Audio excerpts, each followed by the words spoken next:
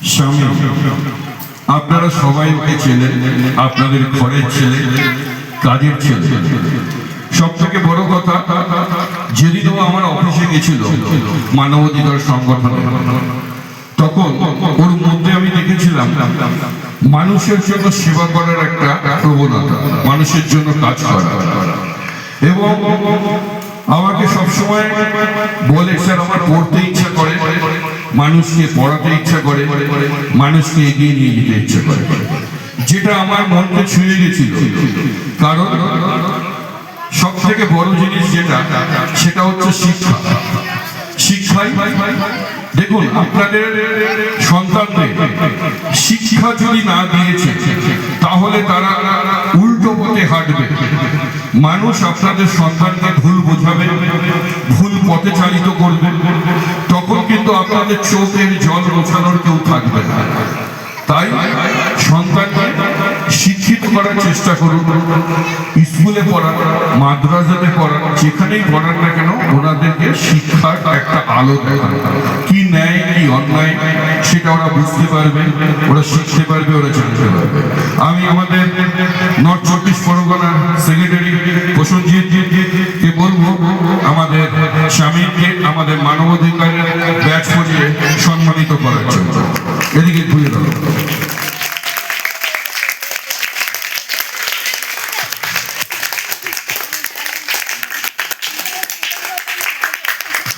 আর এক ভাইকে লিখে দেবো, শফিককে আমাদের প্রসেনজিৎ। এই আরেকটা ছেলে, যাকে আপনাদের এলাকা থেকে হয়তো একটু দূরে থাকে, কিন্তু ঘুটিয়া শরীফেই থাকে। এই ছেলেটা নিজেও পড়ে, ছোট ছোট বাচ্চাদেরকেও পড়ায়, এখন থেকেই শিক্ষকতা করছে। তার লক্ষ্য সমাজকে এগিয়ে নিয়ে যাওয়া, সমাজকে ন্যায় দেখানো।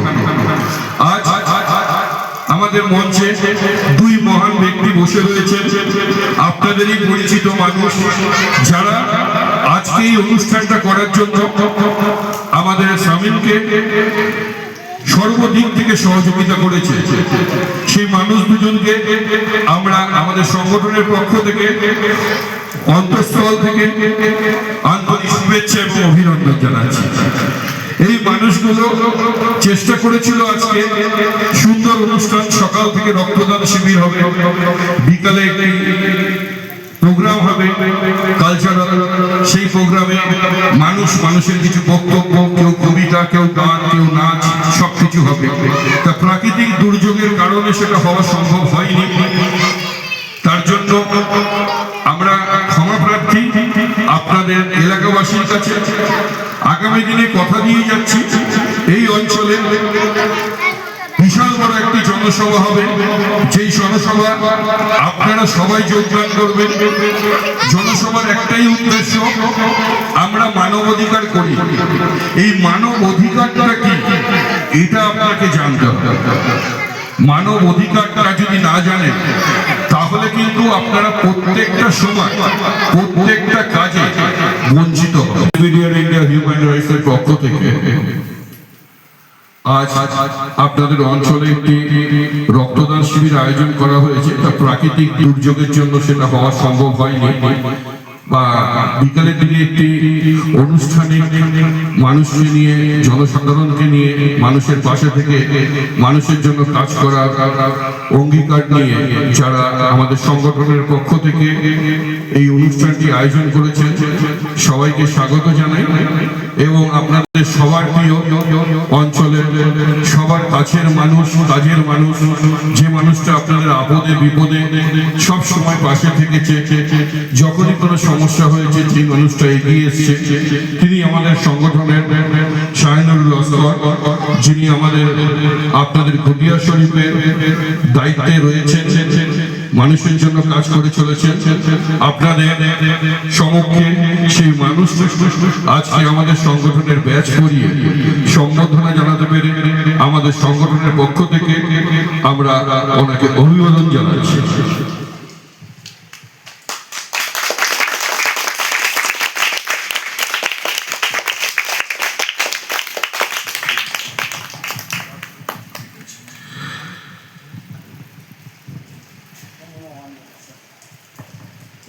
আমি সমাজসেবী শাহানুর লস্কর মহাশয় আমাদের CPTR Indian human rights president Shri Atindra Ghosh মহাশয়কে বরণ করে নিচ্ছেন।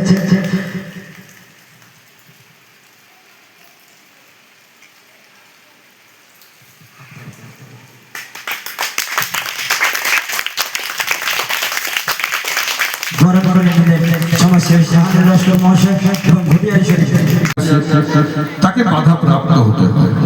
বাধা প্রাপ্ত হওয়া ভালো। স্বামী তোমার কষ্ট হচ্ছে এটা বটে, তবে এটা তুমি সবসময় মাথায় রাখবে যে বাধা প্রাপ্ত হওয়া ভালো। নদীর নদী যত বাধা প্রাপ্ত হবে তত কিন্তু নদী তার জায়গা সে তৈরি করে দেবে এবং সে কিন্তু তার মতো করে এগিয়ে যাবে। তাকে আটকানোর ক্ষমতা কিন্তু কারণ নেই।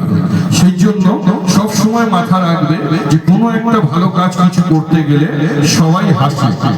তুমি যদি এই যে তুমি এক্ষুনি সব মুনি ঋষিদের কথা বললে, তুমি তাদের জীবনীগুলো পড়ো, তাদেরকে দেখেও সবাই হেসেছিল। তাদের জায়গায় আমরা পৌঁছতে পারবো না জানি, কিন্তু তাদেরকে অনুসরণ তো করতে পারবো। এটাই হচ্ছে আমাদের কর্তব্য। লোকেরা অনেকে অনেক কিছু বলবে, সবকিছু গায়ে নেবে না, শুধু মানুষের পাশে থাকবে, মানুষকে বোঝাবে কোনটা ন্যায় কোনটা অন্যায়, কোনটা ঠিক কোনটা ভুল, কিভাবে কোনটা করতে হবে। যদি এলাকায় কোনো ভালো প্রচুর মানুষ আছে, সেই মানুষগুলো পেয়েছিলে বলেই তো আজকে অনুষ্ঠানটা করতে পেরেছে। তাহলে খারাপ যেমন আছে ভালো যেমন আছে, দিন যেরকম আসে আবার রাত আসে, রাতের পরে কিন্তু আবার দিন হয়। সেই জন্য কষ্ট পেয়ে কোনো লাভ নেই। যে ওই অনুষ্ঠানটা যেটা আমাদের সঠিকভাবে সকাল থেকে রাত অবধি করতে পারলাম না, আবার বিগত দিনে আমরা এই অনুষ্ঠানটা করব। যারা ধরো বাড়ি বাড়ি গিয়ে বলে বেরিয়েছিল যে রক্ত দেবেন না, তারা হয়তো মূর্খ, তারা জানে না যে তারা কি ভুল করছে। সেই জন্য প্রত্যেকটা মানুষকে বলবো, রক্ত দানের মাধ্যমে মানুষ কিন্তু নিজের শরীরের রক্তকে পিউরিফাই করতে পারে, মানে পরিষ্কার করতে পারে। এটা হচ্ছে নিয়ম। সেই জন্য একটি মানুষ বছরে 4 বার রক্ত দিতে পারে, 3 মাস অন্তর অন্তর।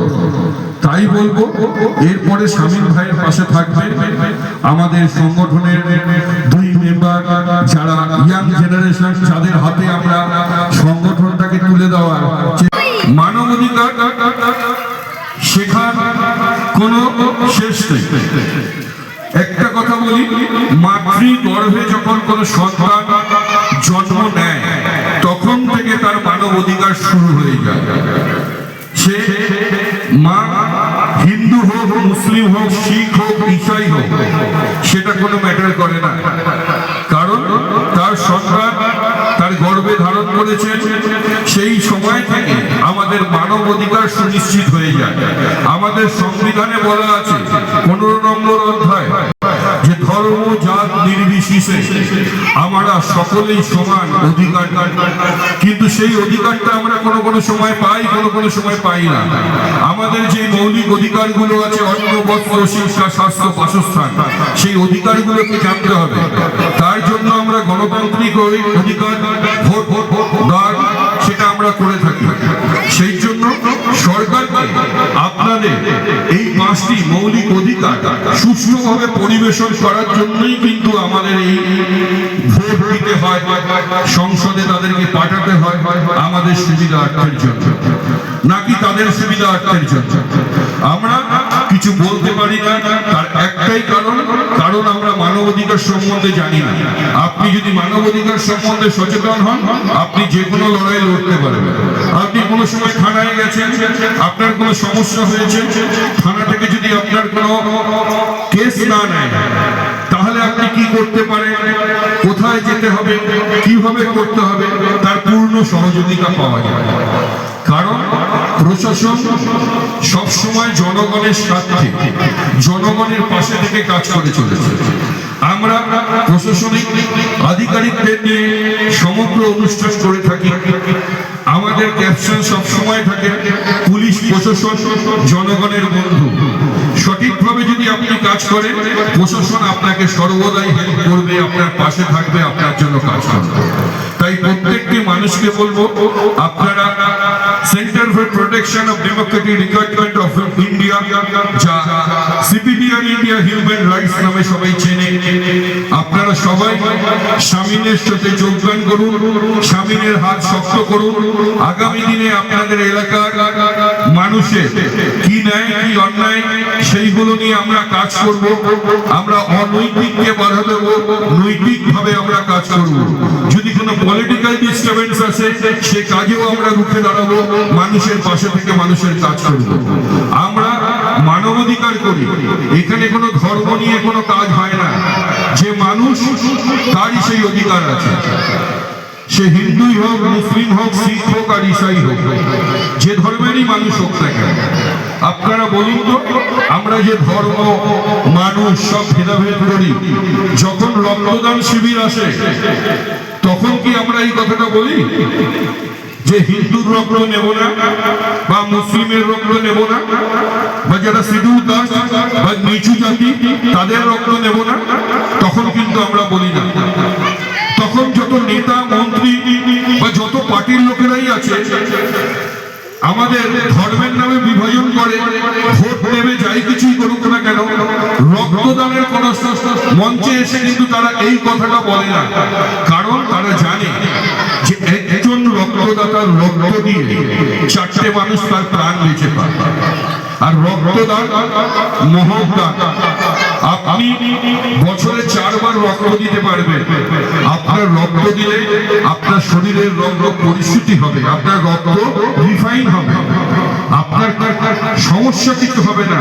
তাই সবসময় বছরে অন্তত 4 বার না পারুক, 3 বার না পারুক, 2 বার না পারুক, অন্তত 1 বার রক্ত দিয়ে আর একজন মানুষের প্রাণ বাঁচায়। কারণ এই রক্তই এমন একটা জিনিস যে অন্য একটা মানুষের শরীরে থেকে আর একটা মানুষের শরীরে আসে, আর রক্তই মানুষ সেই রক্তকে তৈরি করতে পারে নিজের শরীরের মধ্যে, আর সেই মানুষই রক্ত দিতে পারে। এই রক্ত যদি আর্টিফিশিয়াল ভাবে তৈরি করা যেত বা বাইরে থেকে রক্ত কোথাও পাওয়া যেত বা রক্ত কোনো কেমিক্যাল দিয়ে তৈরি করা যেত, তাহলে কিন্তু আজ রক্ত নিয়েও কিন্তু রাজনীতি হতো। তাই রক্ত নিয়ে পৃথিবীর কোন স্তরে কোন মানুষরা রাজনীতি করে না। তাই রক্তদানকে মহৎ দান বলা হয়, রক্তদানকে মানুষের সব থেকে পরম সেবা বলে মনে করা হয়। তাই সবাইকে বলবো আমাদের স্বামীর সাথে সবসময় থাকুন।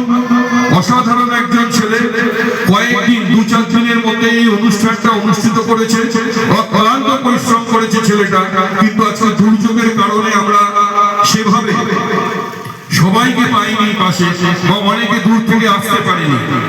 কিন্তু আমরা কিন্তু বহু দূর থেকে এসেছি। সে দুর্যোগ হোক, যেই অবস্থায় হোক না কেন, আমরা মানুষকে কথা দিলে কথা রাখি, অসময়ে মানুষের পাশে থেকে আমরা কাজ করি। এটাই আমাদের কর্তব্য আর এটাই আমাদের ধর্ম। আমার মানবতা লড়াইয়ে 27 বছরে আমি এটাই শিখেছি যে মানুষের পাশে থেকে মানুষের জন্য কাজ করা এটাই পরম সেবা, এটাই পরম ধর্ম। এর বড় আর ধর্ম কোনো কিছু হতে পারে না। তাই মনুষ্য ধর্ম থেকে বা মানুষকে সেবা করার থেকে বড় কিছু হতে পারে বলে আমার মনে হয়। দেখবেন যদি কোনো মানুষ ক্ষুধার্ত থাকে, তাকে যদি আপনি কিছু খাইয়ে দেন, তার থেকে পূর্ণ কোনো কিছু হতে পারে না। তাই বলবো সব কিছুর থেকে কোনো মানুষ অসহায় অবস্থায় রয়েছে, তাকে যদি আপনি সাহায্য করেন, তার থেকে কোনো পূর্ণ লাভ, এর থেকে বড় কোনো কিছু হতে পারে না। তাই প্রত্যেকটা মানুষকে বলবো এগিয়ে আসুন, মানবতার সাথে জুড়ুন, মানব অধিকারের সাথে জুড়ুন, নিজের অধিকারটা সুনিশ্চিত করুন, মানুষের জন্য কাজ করুন, আর সমাজ আপনাকে সেলুট জানাবে। কারণ আমরা মানুষ হয়ে জন্মেছি, আজ না কাল আমাদের যখন সময় হবে আমরা চলে যাব। কেউ হয়তো শ্মশানে গিয়ে করবো, কেউ হয়তো মাটিতে কবরে যাব, কিন্তু সমাজের জন্য কি রেখে যাব এটাই হচ্ছে বড় প্রশ্ন। যদি সমাজের জন্য কোনো কাজ করে যেতে পারি, আগামী দিনে এলাকাবাসী সমাজবাসী বলবে এই মানুষটা যতদিন ছিল আমাদের সমাজে প্রচুর মানুষ উপকৃত হয়েছে, অনেক মানুষের কল্যাণ হয়েছে, অনেক মানুষ বেঁচে গেছে এই মানুষটা থাকাকালীন। তাই প্রত্যেকটা মানুষকে বলবো এগিয়ে আসুন। আমাদের আজ না হোক কাল চলে যেতে হবে, আমরা কি রেখে যেতে পারছি সেটা আমাদের বড় প্রশ্ন। আমাদের বাচ্চাদেরকে আমরা কি শিখিয়ে দিতে পারছি সেটা আমাদের বড় প্রশ্ন। তাই আমি মা বোনেদেরকে বলবো বা তাদের বাবা কাকা ভাইদেরকে বলবো আপনাদের সন্তানকে শিক্ষিত করুন। শিক্ষার কোনো বিকল্প হয় না, শিক্ষাই জাতির মেরুদণ্ড, শিক্ষাই কি ন্যায় কি অন্যায় সেটা শেখায়। তাই শিক্ষার বিকাশ সবার আগে দরকার। শিক্ষিত না হলে আপনার জীবনটা কিন্তু একটা কালো অন্ধকারে কিন্তু তলিয়ে যাবে। তাই সবাইকে বলবো আপনারা সচেতন হন। এলাকায় যদি কোনো অশৃঙ্খলা বা কোনো অনৈতিক কাজকর্ম দেখেন পুলিশ প্রশাসনের দ্বারস্থ হন, পুলিশ প্রশাসনকে জানান। সব সময় প্রশাসন আপনার পাশে আছে, সাথে আছে। যদি প্রশাসন না কথা শুনেছে আপনি আমাদেরকে জানান, আমরা জানাবো তাকে। তাই সবাইকে বলবো সবাই এগিয়ে আসুন, সাথে থাকুন। আর এইভাবে আমরা মানবাধিকারের লড়াই কাঁধে কাঁধ মিলিয়ে মানুষের পাশে থেকে মানুষের জন্য কাজ করে চলছে। জয় হিন্দ, বন্দে মাতরম।